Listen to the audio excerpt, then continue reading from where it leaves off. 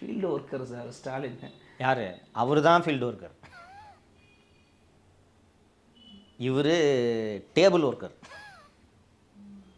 இவரால் இவர் அண்ணன் கூட நேரடியாக அரசியல் செய்ய முடியாது. அதனால் இவர் அண்ணனுக்கு ஏங்க அவர் 2 வருஷமாக தான் கேட்டுட்ருக்காரு. ஓ, அவர் விருப்பத்தோடு தான் இருக்கார். எனக்கு வேண்டாம், என் பையனுக்கு, உன் பையனுக்கு கொடுக்குறேன், என் பையனுக்கு கொடு. இது எங்கள் அப்பா கட்சி தானே இது.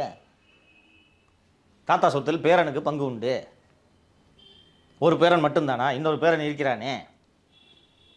அவர் திரைத்துறையை விட்டுட்டு இங்கே வந்திருக்கிறாருங்க. யார்? உதயநிதி ஸ்டாலின் டெபுட்டி சிஎம் ஆக்கியிருக்கிறாங்க. அவர் கூட தான் சினிமா தயாரிப்பாளர் Cloud9 பிக்சர்ஸ் ஒன்று இருந்தது, தெரியுமா தெரியாதா?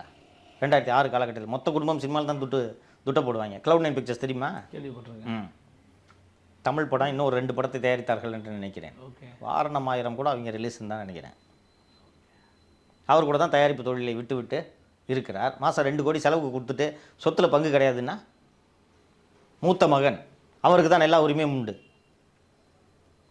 அவர் அப்போலேருந்து கேட்டுக்கிட்டு தான் இருக்காரு. கொடுக்க வேண்டியதானே? அந்த குடும்பத்தை கண்டாலே இவருக்கு அச்சம்.